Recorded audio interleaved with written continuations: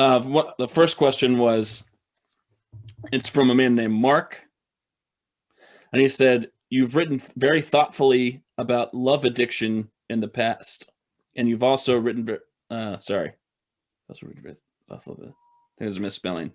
I think it's you've also written very thoughtfully about codependence. At the same time, there's been a wave of denying codependence, or maybe it's a misunderstanding of what codependence means. Will you please explain what you mean when you use the term codependence? And is there a different codependence that is used that has hijacked your term?" My problem with Mark's question is I personally have never used the word codependence in my life. So fundamental misunderstanding of your... Well, I think he's coming from somewhere else. If you read my entry in Wikipedia, which is quite good, it says something like Stanton Peele was the first person to deal with interpersonal addictive relationships, coming 10 and 20 years before Melanie Beatty's codependence and the sex addiction story. And here's why I don't use this doesn't exactly answer Mark's question. I don't use the term first of all, I don't have separate categories for addictive relationships and drugs and alcohol. We talk about addiction, more or less. We talk about gradations of addiction. We don't believe it's all or nothing. Codependence is like, well, what about co-addiction? Would that be a term? Here's all the terms I don't use. I don't use the term co-addiction. I don't use the word codependence. I don't use the word physical dependence and psychological dependence, as though you could sort of slice these up like garlic and, mix them in your salad in a different way. I talk about addiction as the end point of the most extreme form of dependence, one that is inescapable. Some people feel, we don't feel it's inescapable, and that produces negative consequences that become worse. And I think, and I've always thought, people don't believe this, I've always thought about love and drug and alcohol addiction in the same thought process, as we've just been discussing. They're just as deadly potentially. They're just as harmful potentially. They involve the same dynamics, the same ability to try and control the world. You try and control the world with drugs and alcohol by trying to guarantee certain feelings, including self-worth. I mean, people drink, they say, that's the only time I feel okay about myself or relaxed about myself. So you are trying artificially to create an experience and to control the world, but in a way that ultimately has negative kickback and deteriorates your relationship with yourself and the world. Yourself, meaning that you feel greater dislike of yourself, greater distress in terms of DSM-5, and a greater inability to deal with the world, which is disability dimension of DSM-5. Those things are the same with drugs, alcohol, and relationships. And I love Mark. I'm glad he's following all my great work, other than find a place where I've ever used the term codependence, Mark. Separating out those things is not a part of my thinking. And, I'm writing my memoir now, my Scientific Life on the Edge, my quest to change how we think about addiction. Thinking about addiction as stemming from something. Well, drugs cause addiction. People can't resist that thinking in our culture. It's almost impossible for them to escape, but I don't think that way. I think about addiction, and somebody in last week's questions did bring that up.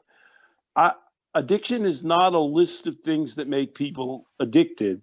Addiction is a kind of involvement, a way of relating to something that's powerful for you. Let me ask a better version of Mark's question and see if I can reflect your answer back to that better version. I'll just do it so it'll make more sense then. So I guess Mark is really asking, I don't know what the misstep was in talking about codependence, but I think he's really asking, just like Shia LaBeouf and his ex-girlfriend or partner, you have a person who, like Shia LaBeouf, who obviously is experiencing love addiction. And then you have somebody who he's in the relationship with who, for a very different set of reasons, is also experiencing a love addiction. So I guess I just did both of those things. I guess he was saying, are you making that distinction ever, and do you think that this is what, do you think that other people understand the distinction? You're saying addiction is addiction, and you can talk about those things together in the relationship, or you could talk about those things individually, but it's not like one person's the real person with addiction and one person's like a barnacle who's sort of latched on to the addicted person. It's like two people have an addiction for their own sets of reasons, and maybe they'll even need to work it out, with each other. Thanks for helping me understand Mark's question. That was good therapeutic work and good empathy. God bless your heart. Might be wrong, but you improved my ability to respond to Mark. We did deal with that in the podcast. There's a difference between beating somebody up and getting beat up. That's a criminal difference in the law. And we respect that and we believe it. But in terms of there takes two parties, as you said, I describe love and addiction to make up an addiction.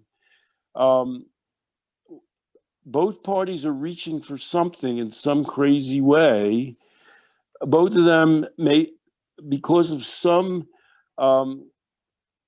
cipher, perhaps in the center of their existence, some disconnect, something they lack, something they can possibly be helped to attain, are cemented into this relationship. And the best partner answered the question. Well, people ask me, well, why didn't you leave exactly? And because she was so debilitated and so emptied out of herself, she wasn't capable of doing that, which if he beat her up and assaulted her, that's still a criminal charge, and she's going in a civil suit. And he was the instigator. But if we were trying to help her, and one example of this, one proof of this, people who are in these kinds of relationships, and Lebef's former girlfriend was part of the lawsuit, and he did the same thing to her, which nobody's going to be surprised to hear. But of course, there are books written about women, often, and it can be both men obviously are more often assaulters, but both genders can play this role. Have often had more than one relationship like this. Yeah. And as when I talk to the denizens, the good people, the community members at Above and Beyond, they link substances and addiction all the time. A typical story is, well, my boyfriend turned me on to heroin or to meth, and I understood that to be in a relationship with him, I would take those drugs. And they say my addiction was to him. And his addiction, besides to the meth and the alcohol, were to the woman as well. So and that's what's wrong, among other things, that's what's wrong with the Jerry Springer show. Telling people, oh my God, what a bad guy he is, get rid of him, you're okay, is missing the kind of work that needs to go into helping a person avoid it. It's a just say no approach. Yeah, it really is. Quit drugs, quit alcohol without helping the person to, resurrect's too strong a word, to reconceive themselves based on their own values and skills and potential. So the next question is actually from an LPP participant, and they asked to remain anonymous, which is respectable. We have a sort of security on there, so I'm not going to log in right now to look at it, but I think I remember it enough to do it. It was, we wrote the book Outgrowing Addiction, and we talked about the similarities, the parallels between difficulties in childhood, which often get diagnoses, labels are often placed on kids for having those difficulties, and addiction. And he couldn't tell if we were saying that those things are one and the same, we don't really need a different word, or if those are different in some way. And if they're different, then why would the adult version be addiction? Why would the child version be something else?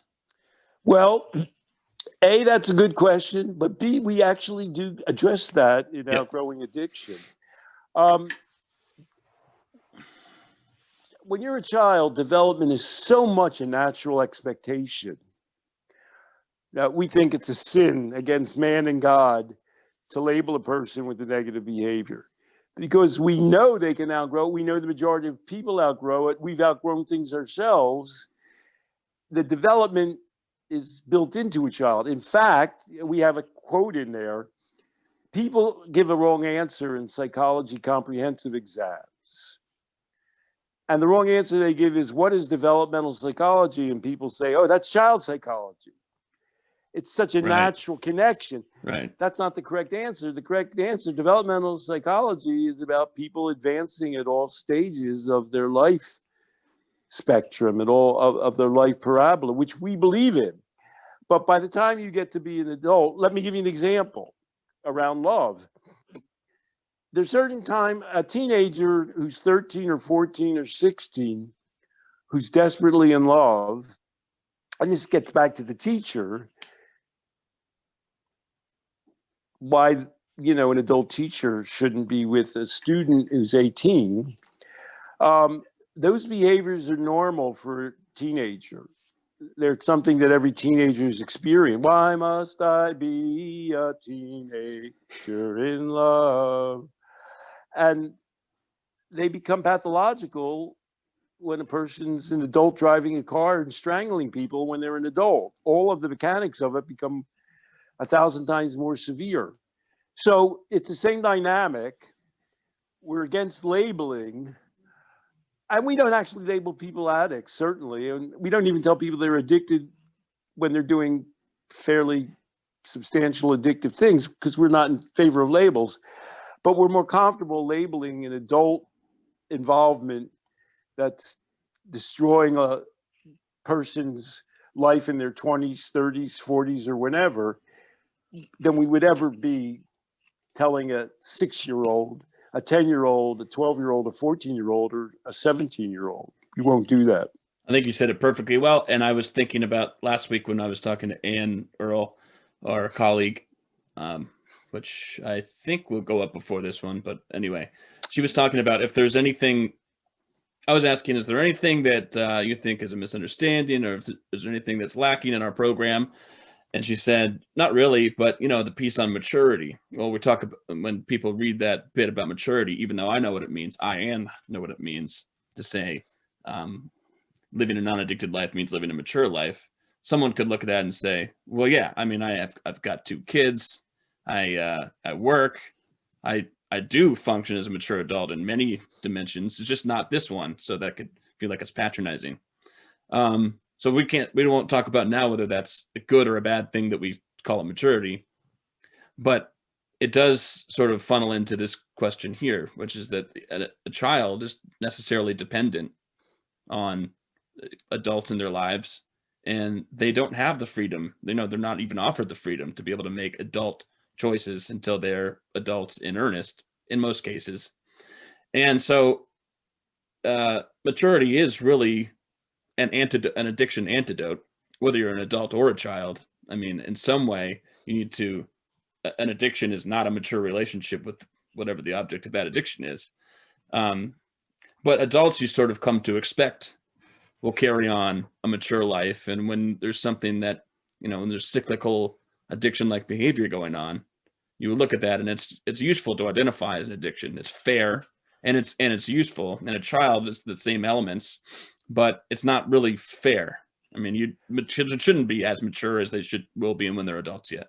And one way we prove that is by saying we expect a mother who loves a child to behave differently towards a child. It's obvious with an infant, right? But it's somewhat obvious with a toddler and even with a teenager. A mother and a father's love is expressed differently than a child's love. So that ties into Ann Earl. I want to say something, and to love addiction here and being abused. Before a kid isn't mature, but as a parent, you prepare a child to be mature. You give a child enough of a groundwork that when they become an adult, they will be able to be mature.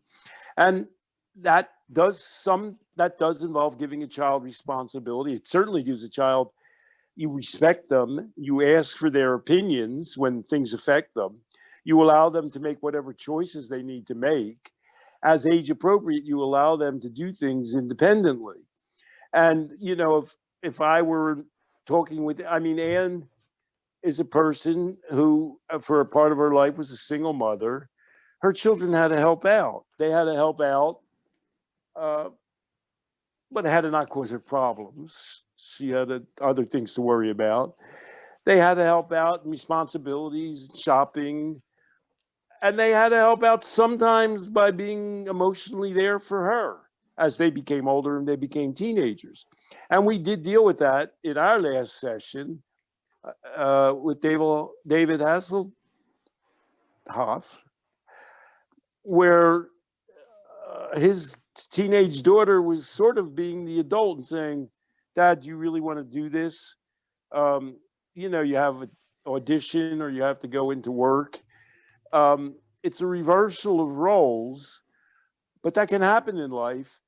And it's not inherently abusive and negative. It's not an inherent ruination of a relationship.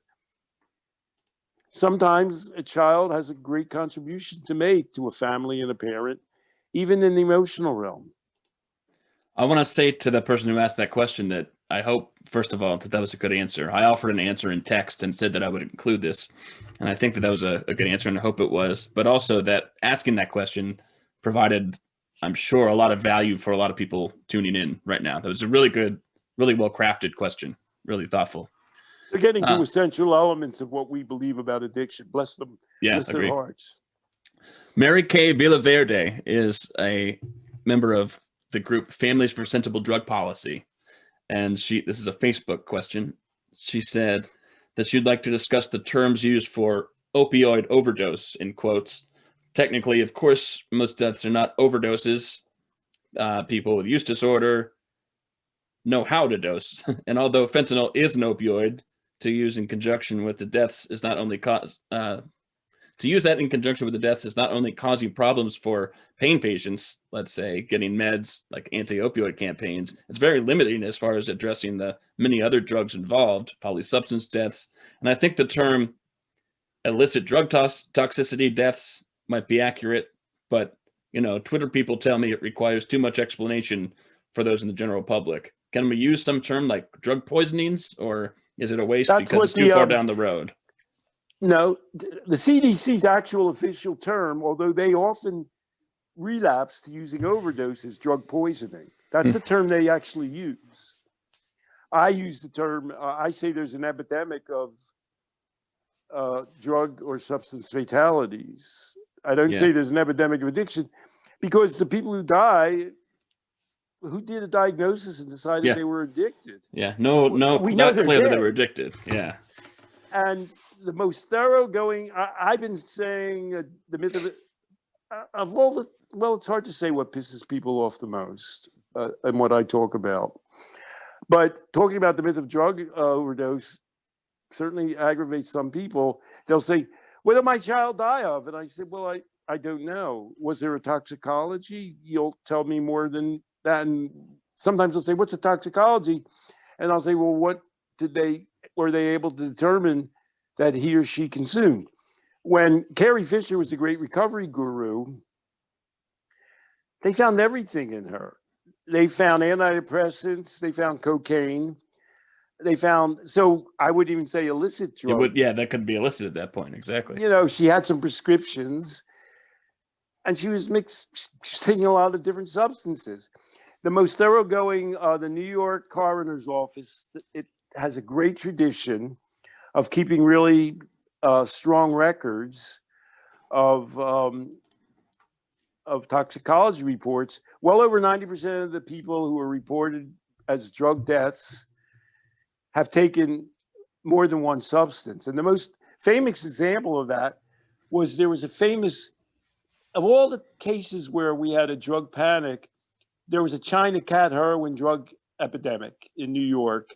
And the New York Times ran a front page story: the China cat overdoses were killing people left and right. And I wrote a piece under my good friend and colleague Jacob Sullum, who was at the time, he's at Reason, in the new, not the New Republic. What was that conservative magazine he wrote for? It wasn't Reason. Maybe I'll think of it before we're done. And over following 3 days, as you dig deeper in the paper, they would say, well, it turns out that not all of a minority of the people who died had actually taken heroin. They were more likely to have taken cocaine than heroin. So a front page story that everybody believes China Cat was so pure and powerful to kill people. In fact, a majority of the dead men had not taken heroin at all. All of them had mixed drugs and alcohol, all of them. And the New York coroner's office, if they gave them enough time, would have told them that. Why is that important?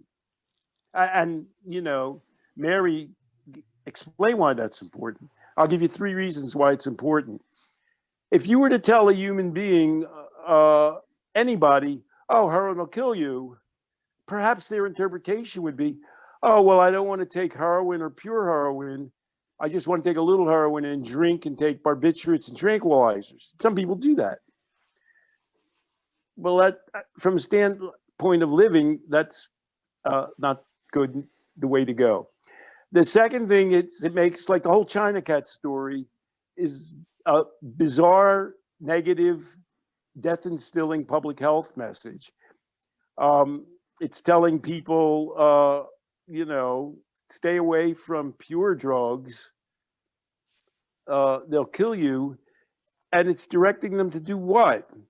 And then a third outcropping of that is there are no, in the United States of America, although they're frequently discussed, there are no drug consumption sites and drug maintenance sites, 0. Well, I'm sorry, there are methadone sites, but there are no heroin maintenance sites, right, and no heroin at all consumption sites. And one thing they do at consumption sites is they'll measure your drug for you. And they'll say, well, this is a bad batch of heroin, or it contains fentanyl, or it contains tranquilizers. I mean, you know, they'll say this is a dangerous batch of the drug. And if it's a heroin maintenance site, they give them pharmaceutical heroin. People don't die from pharmaceutical heroin. They don't.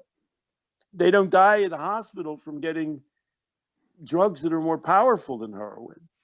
And, you know, people take drugs medically in hospitals that are more powerful than fentanyl. Pure drugs have been measured time and time again not to be assaultive to the individual. Pure opioids. Impure opioids mixed with, either intentionally mixed with tranquilizers or another fentanyl, or unintentionally mixed with whatever crap they can come up with, are infinitely, or an order of magnitude more dangerous and lethal. And so this leads us in terms of individual behavior. It prevents us, in America, people would say, you can't give people heroin. Are you crazy? It's addictive and it'll kill them. So it makes it impossible to do a necessary public health and therapeutic step that would in fact save lives. And it just misstates our ability to comprehend what's going on right now in the streets of America when people are dying. And for example, the logic of, well, let's just cut back giving people painkillers. Yeah. Because if they take too many painkillers, it's bad for them. It causes them to replace the painkillers that they might get that are medically controlled, and instead to find street drugs to replace them. So it's a totally wrong public health message, and that just we can call this a quits. But we open with a news item. Why are drug deaths continuing to spiral out of control, even in San Francisco, where you would expect, where we would believe harm reduction is extremely well established? Because even in those places, we're wedded to a substance-bound notion of what addiction is. And our logic then becomes, well, why don't we cut it back? Why don't we tell people, doctors, well, don't prescribe painkillers to people unless they have a great explanation for why they're in pain. We'll just take it away from them. They can't decide for themselves. Or we decide, well, we'll prevent them from taking their drug of choice. We'll give them some other drug, which is safe. It is good to get the other drug, but then the problem becomes if they disassociate themselves from that drug, if they say, well, I prefer to return to my own street drug, and we don't allow them and encourage them to do that in a safe fashion and give them options to do it in a safe action, we have to explain why somehow, although we've gotten the idea of harm reduction, which fundamentally is a sound notion, that it's not the drug itself that causes the problem, it's a person's relationship to the world and life around them that causes the problem. And we fixate on drug supply and types of drug replacement as being a solution to which it's not. And we have proof in our inability to get us the slightest hold on our drug death epidemic. So would it be fair to say that the terminology itself, first of all, overdose doesn't make sense. That term is a misnomer. But, you know, and so if we just went with the CDC's drug poisoning, that would make sense. But beyond that, I mean, it seems like you're saying you call it what you will. It's our attitudes that need to change, you know, not the name tag that we put on it really so much. And our attitudes right now are probably suggesting the overdose name tag, because we're treating things as though drugs are our problem, and that we can either take them away or put people on the right drugs, and that'll solve our problems, even though we're spiraling outward from that. Well, I will quote the great seer, Carl Hart. I mean, he has a pretty good phrase. He says, drugs are not the problem. Yeah. Of course, I take it one step further than Carl. I say drugs are not the problem. People die from drugs because Carl means they're in social and psychological situations that don't leave them other options that point them that way. I would say drugs are not the problem because, as you pointed out, DSM-5 has substance use disorders and behavioral addictions. We have addictions to greater or lesser degrees. We have degrees of addictiveness and negative impact. Drugs are not the problem. You can't identify addiction by making a list of drugs or alcohol, or DSM-5 makes a list of, it doesn't call drugs and alcohol addictive, it calls gambling addictive. It's making a list of activities. But everybody knows human beings are ahead of DSM-5 and addiction theorists. If you say food can be addictive, I mean, Orson Welles got up to be 400 pounds. Everybody knows that doesn't mean food is addictive. That means that some people become addicted, have an unhealthy, terribly pathological relationship with food. Obviously, when you say, well, gambling is addictive, well, gambling's not addictive. A lot of people play bingo and poker and the horse race, and they go to play roulette and they say, well, you know, I'm going to have $100 limit. Or they do it when they go to Las Vegas, and that's the only time they do it. Everybody knows that gambling is addictive, means gambling may be addictive, but gambling is not an addictive thing. So we're back to normal human comment. I often say it's our conceptions of addiction that are killing us. I'm going to go back to the title of my memoir, is A Scientific Life on the Edge. That's the exciting part. And this next title is My Quest to Change How We See Addiction. We have to change our entire view and perspective on addiction to deal with our own lives, to help other people, and to make sound and sane public policy. We'll leave it there. So those are 3 questions for this week. We can fit in more questions if next time, if people have them. So make sure that you're writing in either on our Facebook group, on Twitter at the Life Process Program, LinkedIn, email us on our email list or whatever other ways people like to ask questions. We'll take them. And Zach, thank you for Leah Zaney. I'm here in this ivory tower in Ditmas Park, Brooklyn, right off Cortellia Road. Thank you for liaisoning with the world, for conducting these podcasts with me and other people, with Ann, among others, for reaching out to Facebook and to allow people to come in and enter questions. You're fulfilling part of your purpose in life. Well done. I was going to say the same thing, and thank you for letting me. Great partnership, buddy. See you next time, Stanton.